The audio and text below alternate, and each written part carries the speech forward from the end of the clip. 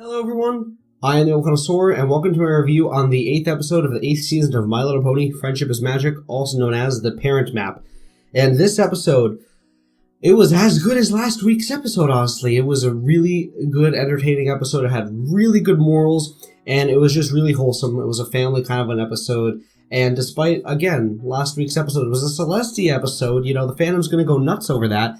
This week's episode was just really good. It was really nice, and it was relatable to me. I think it was relatable to a lot of people, so I think that's why we might enjoy it a little more, but I just liked it a lot. The episode basically revolves around Starlight and Sunburst being called by the Cutie Map to solve a friendship problem in their hometown, Sire Hollows, and, of course, we're going to get to deal with their parents because of the name of the episode. We see clearly how at the beginning of the episode, Sunburst does not really keep in touch with his mother. He ignores all the letters that she sends to her, and we're going to get back to that later. We also see clearly how in exchange on the train ride to Sire Hollows, Sunburst and Starlight both don't really like their parents, or at least they don't like how they treat them. They both treat Starlight and Sunburst with very little, respect. They treat them like little kids and like little fillies, and they both just don't like that. And I don't think anybody would really like that so much to the point where we see when they arrive at Sire Hollows, all the nicknames, the cheek smushing, little things that you can clearly see they're treating them like little kids. We can clearly see that Sire Hollows is not the town that it once was. It's trying to be modernized by Sunburst's mother, who's a financially successful kind of attitude, kind of a pony, and she's trying to add stuff like essence shops and fruit shakes kind of shops instead of the fruit stand that Sunburst remembers, and we see how Starlight's father is trying to preserve the history of the town by, cutting off the library access. You can only look at the books, you can't read them, and using ancient techniques to grow bread at the bakery, basically. And we see how their parents are butting heads with each other, and their ideas are very conflicting. One wants to preserve, one wants to modernize, and not even halfway through the episode, Sunburst and Starlight, fix the problem that they're having, and they both realize that we should work together instead of, trying to be so competitive and going nowhere with anything and causing each other stress and anger. And obviously, because this happens not even halfway through the episode, us, the audience, know that that's not the real problem, that's not the friendship problem. And they even show us, because Starlight and Sunburst's cutie marks are not glowing, that means that they did not complete the friendship mission that they were sent to do. And Starlight and Sunburst's parents are trying to help them succeed in life and, trying to help them solve this friendship problem. Sunburst's mother tries to create problems to solve, and Starlight's father tries to look back at the history of the town to see if there were any problems unsolved. And they both try to not so subtly tell their parents that this is not how the cutie map works. We know how it works, right? The cutie map selects a pony, a dragon, whoever, that needs to solve a friendship problem that is already existing at the time and place.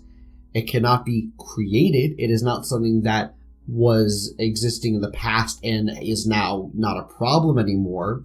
It is something that is happening here, now, it exists, and these ponies need to solve that problem. Throughout the episode, we see how the town's ponies of Sire Hollows are being gathered and questioned by Starlight and Sunburst as to if there are any current friendship problems going on.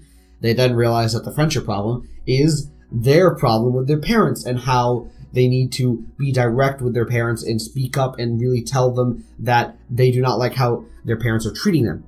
This is very relatable to a lot of people. You could have a very abusive kind of a parent who is very hard to talk to reason with, to stand up to and be direct with and say that I don't like what you're doing. And there are some people who live in such horrible conditions that it's like child abuse in a way. And there are people who are fortunate enough to live lives well with their parents, where, they're happy, everybody's happy, and, you're living a good life, and you can talk to your parents if anything goes wrong very easily. And then you can have a middle ground, your parents, maybe they're divorced, or maybe they're just, fighting occasionally, so you hide away, or you just, try to calm the situation. Or if your parents are like Sunburst and Starlight's parents, where you're an adult and you feel like you're being treated like a kid, you have to stand up for yourself, and you have to really say, hey, I don't mind you treating me like this sometimes, but don't do it all the time, because your parents are always going to consider you, your little baby boy or girl or whoever. And, of course, at the climax of the episode, Starlight and Sunburst both yell at their parents, basically finally saying what needs to be said. And while their parents are obviously hurt by this, it's necessary. I think they did the right thing. You have to be direct even to your parents, as hard as it is. They did the right thing. We then see how Starlight and Sunburst talk to their parents individually, saying how they understand what they were trying to do, and they think that they can help by apologizing to them and saying, we're sorry that we did not come to visit. We're sorry that we ignored you, but we just couldn't take you handling us like little kids. Sunburst especially, and this goes back to the beginning of the episode, we see how he was ignoring letters that his mother had sent. I'm willing to bet that it's been so many letters that Sunburst has never told his mom that he has a job as sort of a crystaller, or at least as, a magic researcher in the Crystal Empire. I don't think Sunburst's mom knows that he's even at the Crystal Empire. So, yeah, that is Sunburst's own fault. And we see how Sunburst's mother is really trying to enforce you gotta have a plan in life, and I'm gonna help you, find your way, and I'm gonna help you find a job, when he sort of has a job. Well, I don't know if he gets paid to research magic, but I don't know. There are a lot of jobs in Equestria that should be paid, but don't look like they're paid. I don't think that, I don't think that the Wonderbolts get paid, honestly. Nonetheless, Sunburst and Starlight basically realize that they should have communicated.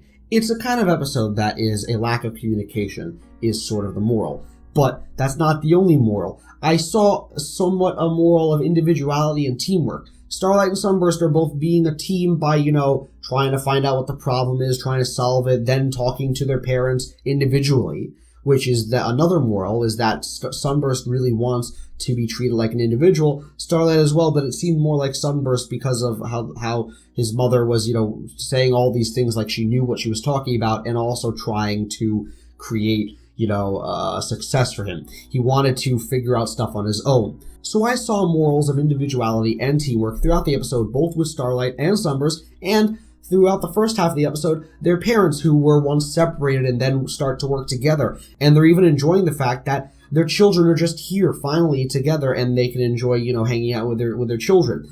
Obviously, they were friends once before because Starlight and Sunburst, were friends when they were fillies, and so their parents are probably friends too.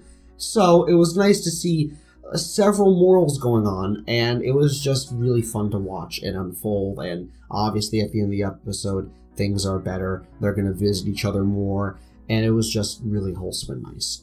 I think that I'm getting to the point where I realize that I'm about to talk in circles, so I'm not going to do that. I hope that you share your thoughts to the episode below. This was really just a nice one to watch. I'd love to hear your thoughts. I'd love to reply to them. As always, I'm the Old Connoisseur. I thank you for your time. I hope that this episode does not get blocked, this review. And, yeah, I think that's about it. Oh, also, I'm trying a new way of recording. I don't think that my audio is professional yet. I wish it was. I wish my mic was better. But I used to have my mic, well, I'll just show you. I used to have my mic, next to my laptop over here. I don't know why I didn't do something otherwise, but now I'm doing something otherwise, and I have it down here. So it's closer, it's more direct, look, I know that if I talk this close I sound really nice, but I can't just talk like this in my review when I use my face. If I had more time, which I guess I could, I would use my OC and I could talk close to the mic, but obviously I'd like to put out a review every week, and I'm a one-person editor, and I think it's a bit too much work to do that every week.